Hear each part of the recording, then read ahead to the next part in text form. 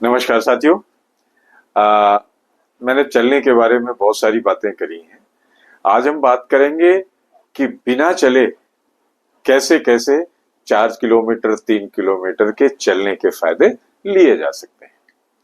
तो खड़े खड़े कमरे में, घर में खड़े खड़े पंजे और एड़ी पर चलकर किस तरीके से चलने के बराबर का फायदा हम ले सकते हैं, आज हम उस पर बात करेंगे।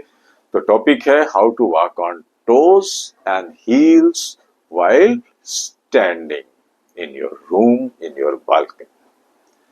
साथियों, कई बार ऐसा होता है कि हम कहीं बाहर जाते हैं, हमें टहलने की जगह नहीं मिलती है, हम ऐसे फ्लैट में पहुंच जाते हैं जहां टहलने का प्लेस नहीं होता है, बारिश हो रही होती है, हम टहल नहीं पाते हैं, रात हो गई होती है, हम टहल नहीं पाते, कोई भी ऐसा टाइम प्लेस सिचुएशन बन जाता है कि हम टहल नहीं पाते हैं। तो जब हम चल नहीं पाते हैं तो अपने स्वास्थ्य का ध्यान रखते हुए हम कमरे में, बालकनी में खड़े खड़े चलते हुए किस तरीके से चलने का पूरा फायदा ले सकते हैं। तो how to walk on toes and heels, इस पे हम बात करेंगे। कैसे चलना है उससे पहले हम बात कर दें कि 100 कदम चलने पे कितने किलोमीटर का फायदा होगा, 1000 कदम चलने पे कितने किलोमीटर का फायदा होगा। तो साथियों, हम जानते हैं कि हम जितनी कदम रखते हैं उतनी बार, तो अगर हम 100 बार चलते हैं इट मीन्स 100 कदम, और 100 कदम का मतलब 800 मीटर। अगर हम 1000 कदम चलते हैं तो इसका मतलब हम 800 मीटर, तो करीब 1200 के आसपास, 1100-1200 पे हम 1 किलोमीटर का अपने कदम को कन्वर्ट कर लेते हैं।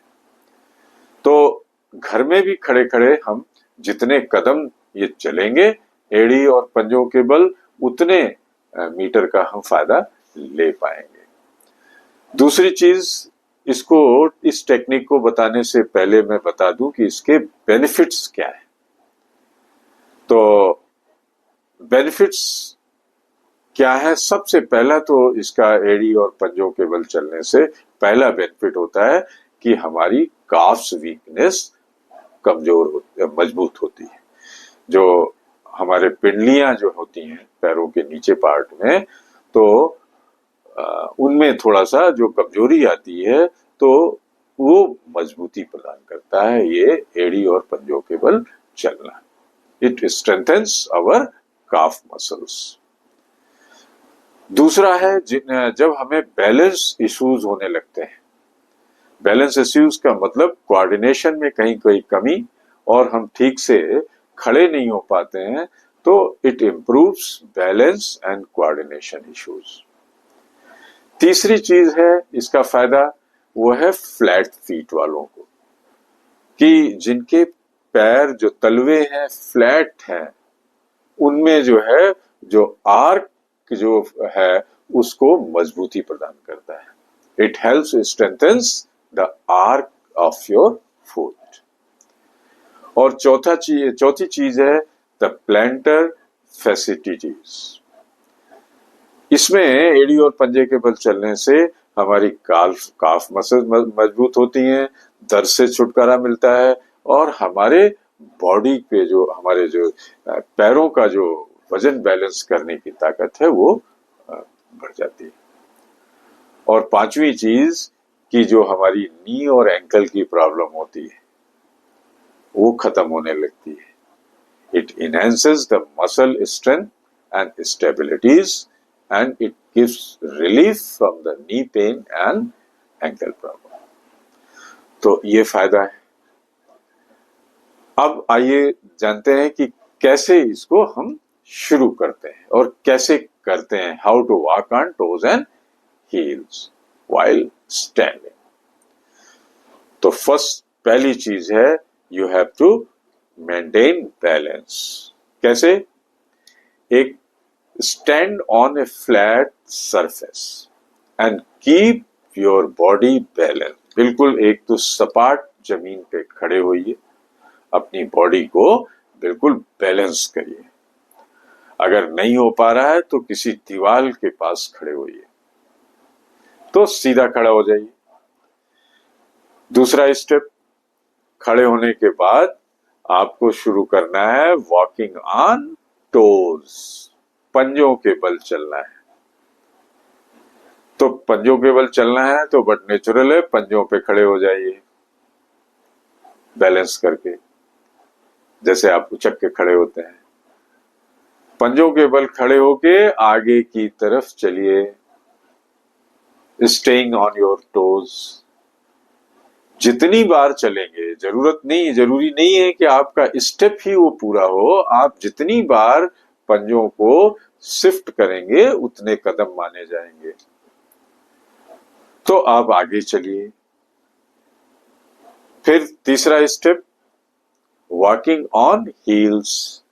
आपने सपोज 10 कदम टोज पे चले, पंजों पे चले, तो अब पलट दीजिए, आप अपनी एड़ी के बल खड़े हो जाइए और एड़ी के बल 10 बार वापस आइए जहां से शुरू किया था, स्टेइंग ऑन योर हील्स। और ये अगर मैं बात करूं तो ये हैबिट बच्चे जब हम लोग बचपन में होते हैं तो जरूर पड़ गई होती है।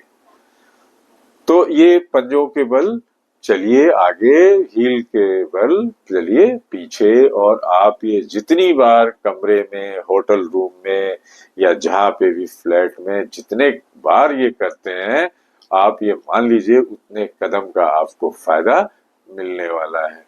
और खासकर जब आप ये करते हैं तो एक बार में हो सकता है आप 50 कदम ही कर पाए। तो इस चीज को you have to practise gradually, start slowly and gradually and increase the duration and intensity both. दोनों को एक बार 100 कदम चलिए, 50 कदम चलिए, अगली बार 100 कदम चलिए, 1000 कदम चलिए। तो इसको धीरे धीरे बढ़ाइए। और धीरे बढ़ाने में क्या होता है कि जो 4 फायदे हमने गिनाए, आपके जो पिंडलियां हैं वो मजबूत होती हैं, और जिनकी जिनकी पिंडलियां मजबूत होती हैं वो जिंदगी में उतना ही लंबा चलते हैं, याद रखना। यहाँ पे ध्यान देने वाली चीज ये है कि अभ्यास धीरे धीरे और सही तकनीक से किया जाए। किसी भी असुविधा और दर्द में डॉक्टर की सलाह लेंगे।